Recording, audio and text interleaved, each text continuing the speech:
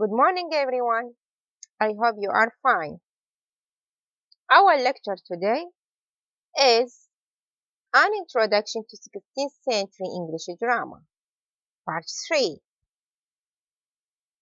It will include Elizabethan, Renaissance drama, general features, authors and works, and dramatic conventions of the 16th century drama.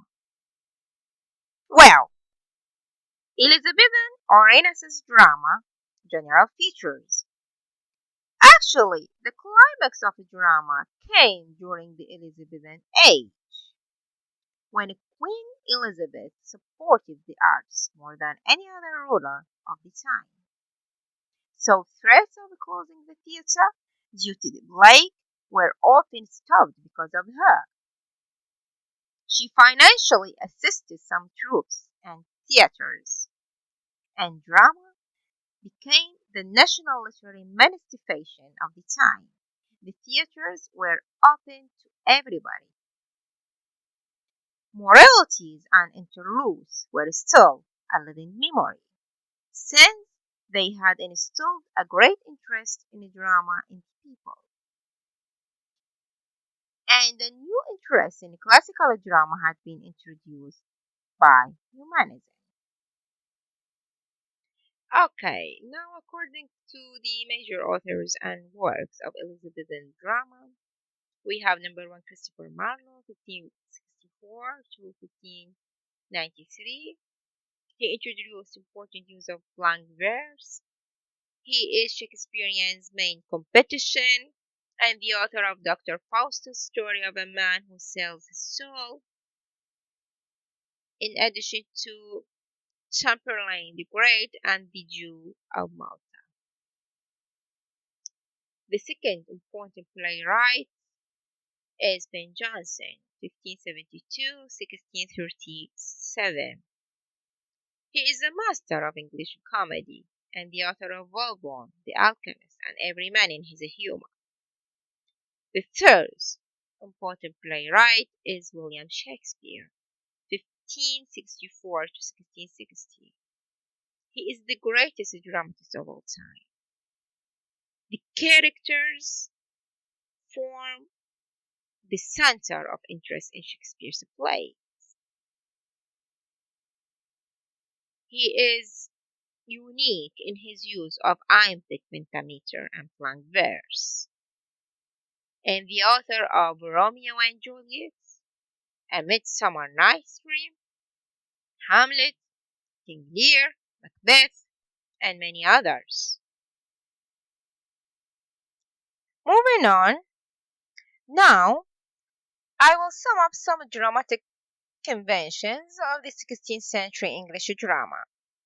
Various conventions like the drama was conventional but realistic, the use of poetry as poetry was the most obvious convention, the use of essays, soliloquies, boys playing the roles of women because at that time women were prevented of being actresses, battles with only a few participants, and duels might result from an exchange of words like bonds. The daylight convention, as many scenes are set at night, though the plays took place in mid-afternoon under the sky. Other conventions like time, eavesdropping, and exists. A convention of time when the clock and calendar are used only at the dramatist's discretion. The convention of eavesdropping, on the other hand, is used when many characters overhear others, which the audience is privy to, but the overheard characters are not, and movement from place to place as suggested by the script and the audience's imagination exists were strong, and when everyone departed the stage, a change of scene was indicated.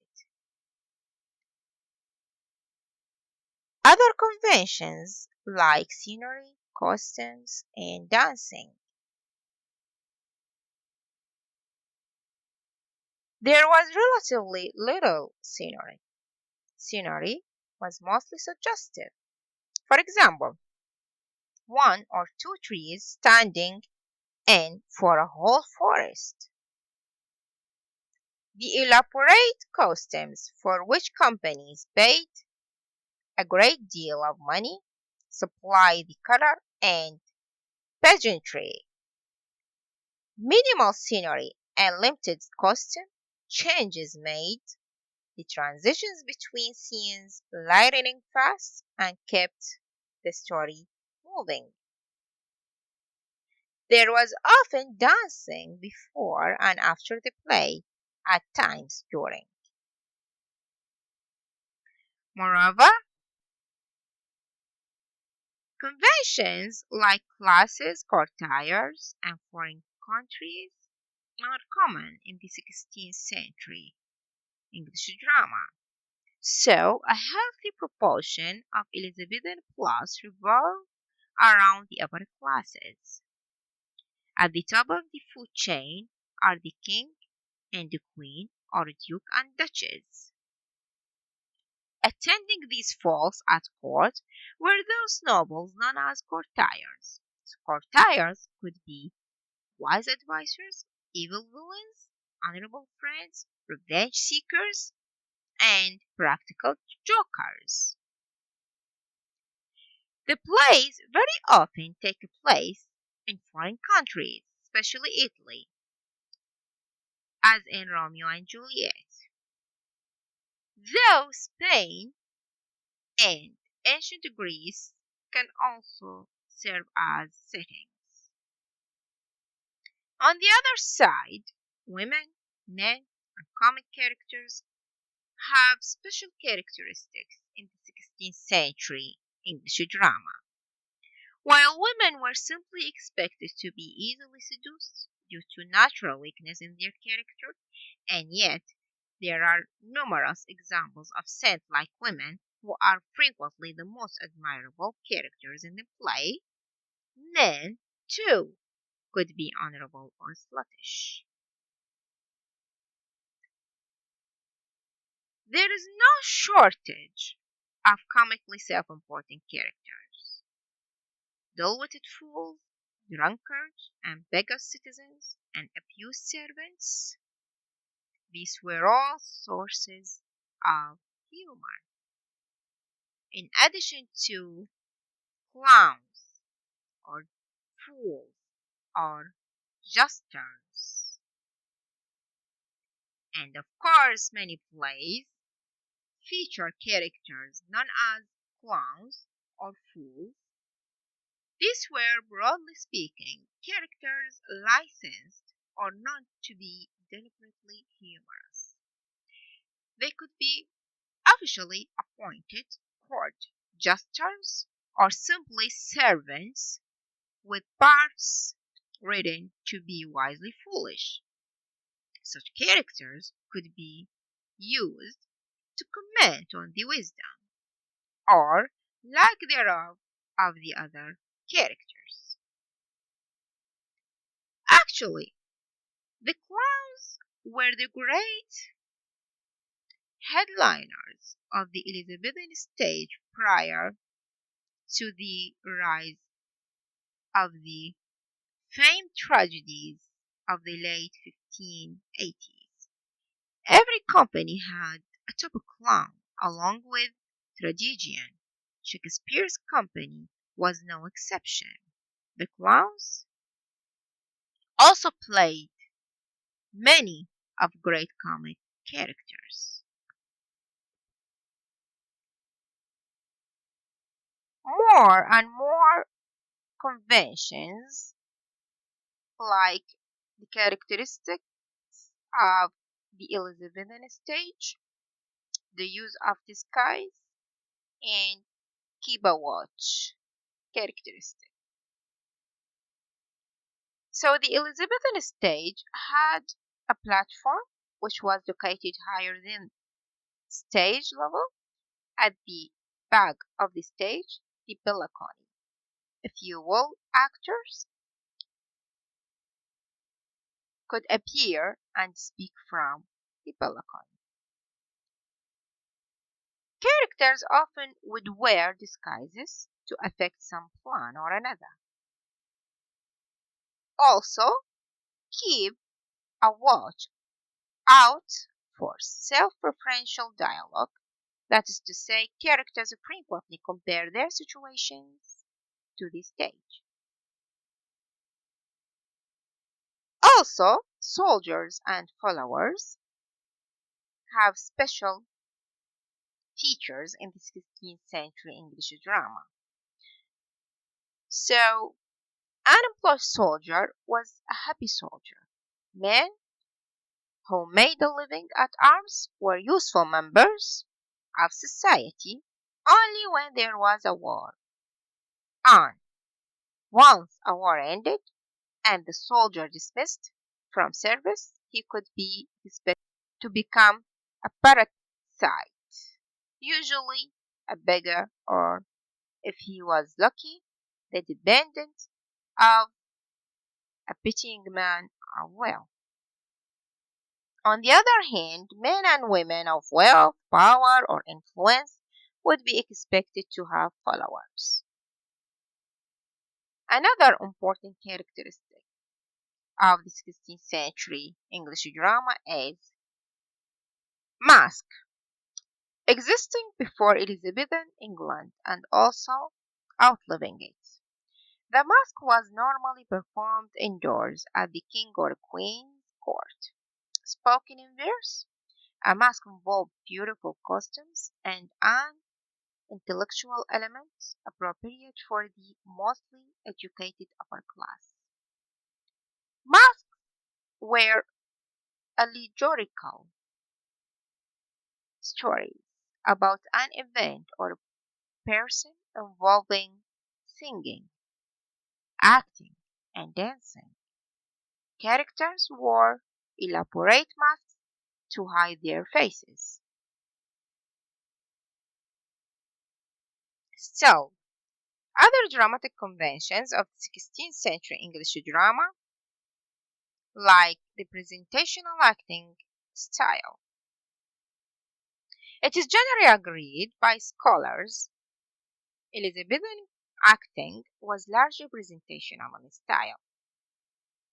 Plays were more overtly a performance with clues the actors were aware of the presence of an audience instead of completely ignoring them as part of their art.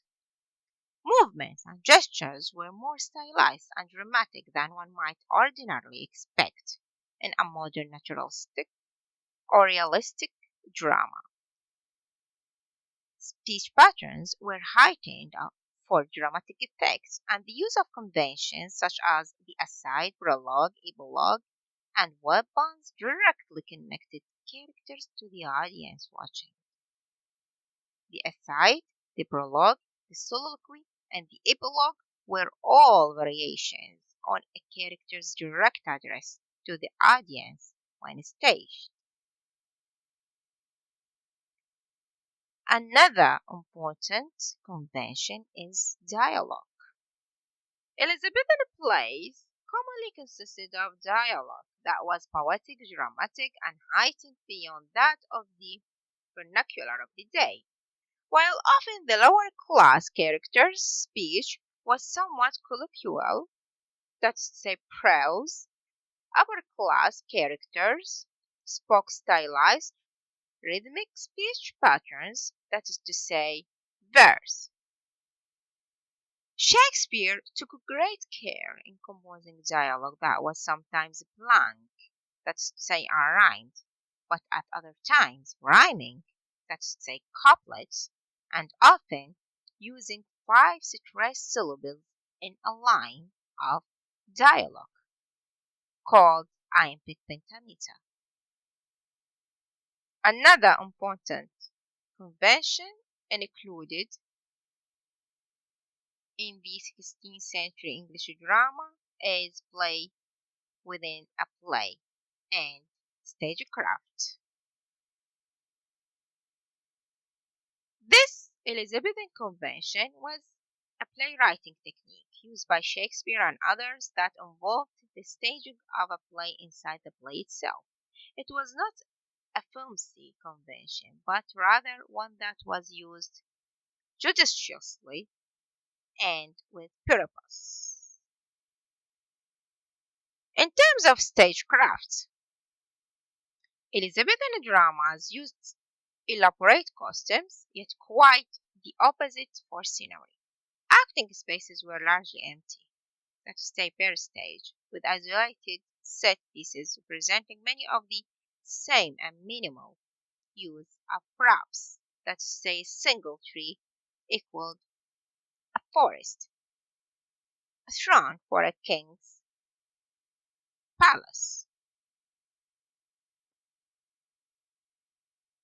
Lastly, some other conventions used in the 16th century English drama, like oaths and vows. Oaths and vows were sacred at that time. Any oath or vow made directly to heaven or God was seen as inviolable. A character's willingness to break a vow or to tempt another to break a vow was a good measure of the moral code of the character. A particularly important vow was the contract for marriage. When a man and woman swore to marry each other, especially in front of witnesses, their vows were considered answerable with serious repercussions returning on those who flippantly broke them. Indeed, such promises were legally enforceable. Respectable adults kept a continuous and close watch on their reputations. Men would not stand for any insult explicit or implied to be accused of cowardice was especially shameful. On the other hand, last important convention is the compression of time. So if you pay close attention, you will notice a technique playwrights frequently use to dramatically build tension. A tactic we might call compression of time. Compression of time exists when an impossible number of things occur in a brief amount of time.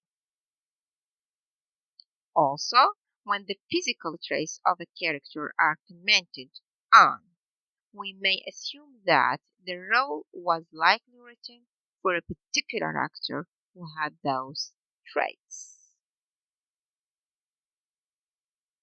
That was the end of our lecture today. For further reading, please refer to the following resources. Next lecture, I will start with Christopher Marlowe's tragedy, Dr. Faustus. Thank you very much for your time and good luck.